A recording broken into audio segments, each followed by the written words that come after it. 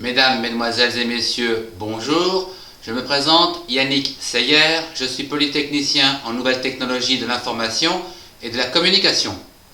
Aujourd'hui, je voudrais vous présenter un cours de base HTML sur l'affichage des listes dans vos pages web.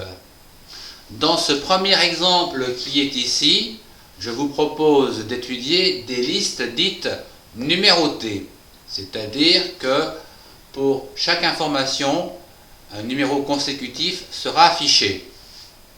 Dans le cas ici, le 1 prendra par exemple la première valeur ici, prendre un éditeur de texte, le numéro 2 prendra écrire un programme HTML et le troisième sauvegarder le programme. Pour revenir aux balises HTML, l'ouverture de ces listes numérotées, ce sont des balises OL pour démarrer et /OL pour terminer. À l'intérieur, la première ligne c'est la balise LI, la deuxième ligne c'est la balise LI et la troisième ligne c'est la balise LI. Et ici, vous marquez ce que vous voulez consécutivement voir apparaître dans votre page d'écran.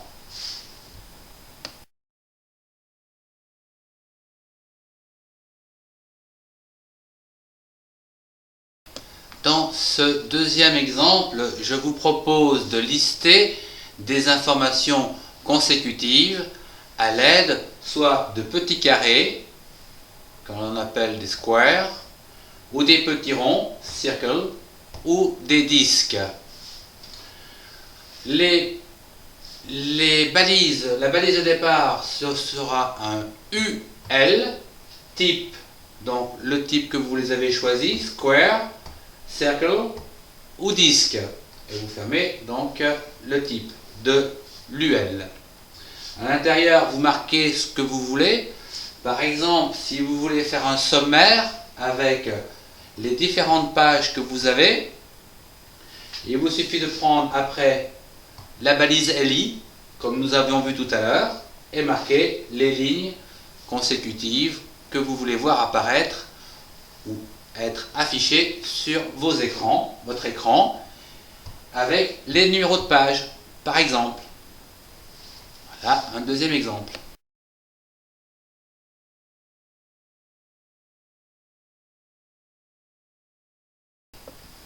Voici un troisième exemple que j'ai appelé liste de définition.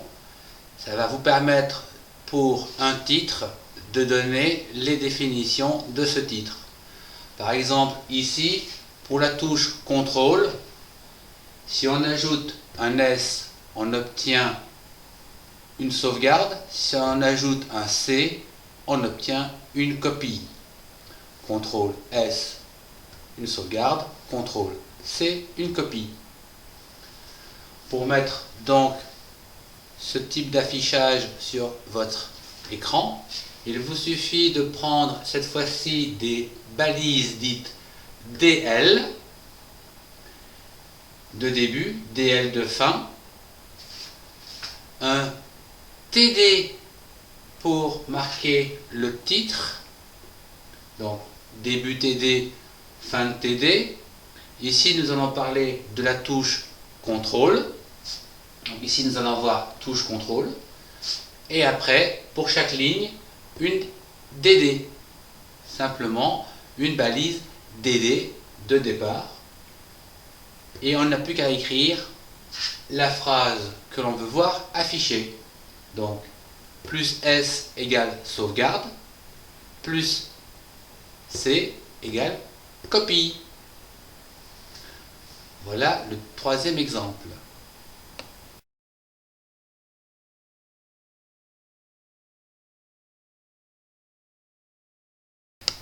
Dans ce quatrième exemple, je voudrais vous présenter la liste des titres numérotés, à savoir un premier titre numéroté, un deuxième titre numéroté et à l'intérieur desquels des explications consécutives. Alors, ici par exemple, le numéro 1, ce sera la touche CTRL avec comme explication CTRL plus S égale Save, sauvegarde, CTRL plus C égale Copy. Dans le deuxième cas, c'est la touche Alt GR plus la touche 0, ça va vous donner arrobas, et la Alt GR plus le 3 va vous donner la touche dièse. Au niveau du programme, eh bien, tout va se faire entre les balises OL et fin OL. Deux lignes. La première ligne, LI, on aura un DT, contrôle fin DT. Voilà donc comment écrire la numérotation du premier titre, contrôle. Et l'intérieur, donc, deux petites lignes qui sont encadrées par des balises DD.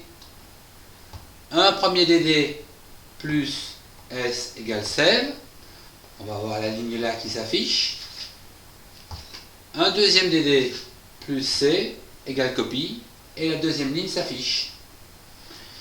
La même chose pour la ligne suivante, la ligne de titre, la ligne donc balise LI DT de titre, Alt GR, fin DT, donc ce qui va nous afficher le numéro 2 puisque c'est la deuxième ligne Alt GR,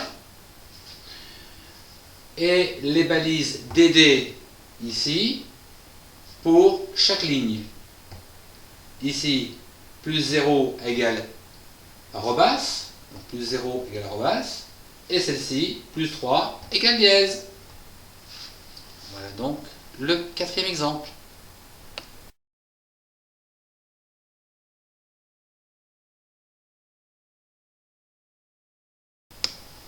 Le cinquième exemple, ici, va utiliser les tables ou les tableaux.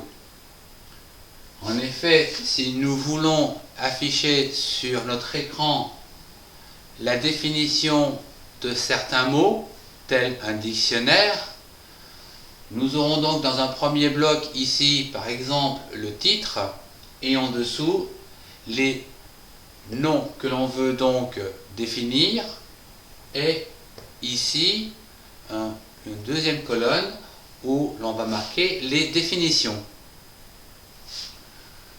Par exemple, pour HTML, hypertexte, etc. Donc, nous allons utiliser les tableaux.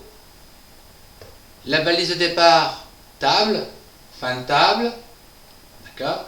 Et nous allons utiliser deux blocs pour cet exemple. Le premier bloc ici va nous donner la définition, donc entre les balises TR et fin TR. Donc voilà un bloc. Et voici un deuxième bloc ici que j'ai scindé en deux colonnes. Donc le bloc c'est de TR à fin TR. La première partie, donc c'est la première colonne, c'est le TD, où je lui ai donné une longueur de 100 pixels, donc width égale 100. Le nom que je veux mettre à l'intérieur c'est HTML, et je termine la balise par fin TD, /TD, ce qui va nous permettre d'écrire ceci. La deuxième colonne pour la définition, je fais un TD width 500 pour avoir 500 pixels, et là je vais y marquer la définition donc d'HTML, hypertexte, up, etc. Voilà donc une autre façon d'aligner les informations sur votre page d'écran.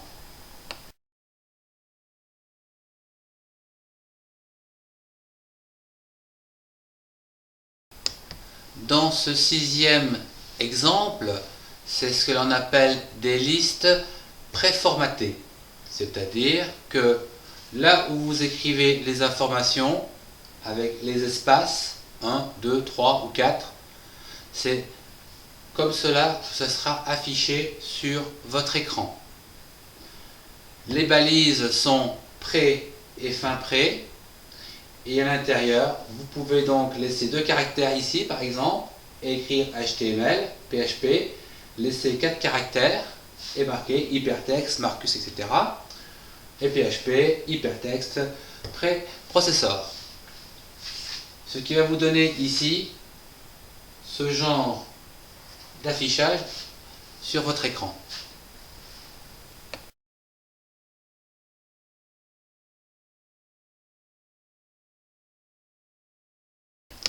Je voudrais terminer par cet exemple numéro 7 qui va vous permettre donc de lister un texte à droite d'une photo. Ce texte, je l'ai représenté par des pointillés, donc à droite de la photo et qui continue sous la photo. Voilà donc ce que je voudrais afficher sur l'écran avec un titre que j'ai mis en haut à gauche, théorie soulignée. Pour le titre, c'est facile, on utilise la balise H3 début, H3 fin. À l'intérieur, on va souligner avec la balise U, fin U, et on va y mettre le titre théorie. Le titre est posé. À présent, la deuxième partie qui concerne la photo. Je vais utiliser la balise div avec un style dit flottant. Donc le style égale entre-cotes, float, deux petits points, left, point virgule. Je répète, entre-cotes, float, F-L-O-A-T, deux petits points, un espace, left, pour dire que c'est à gauche, point virgule. Voilà donc ce qu'il faut marquer. La balise suivante, c'est notre image, IMG SRC égale. Ici, je vous ai mis un nom de répertoire où trouver la photo et le nom de la photo, image.jpg. Et je referme cette division qui va donc nous permettre de cadrer notre photo à gauche. À présent, voyons le texte. Je vais réutiliser un div de nouveau jusqu'à fin div pour avoir le texte aligné, justifié, bien cadré pour que ça soit propre. Et donc entre les balises div et fin div, je rentre le texte en vrac et il s'affichera au fur et à mesure, bien comme il faut, justifié d'un bout à l'autre. Une première partie cadrée à droite de la photo et le reste en dessous. Je vous remercie de votre attention, au revoir et à bientôt.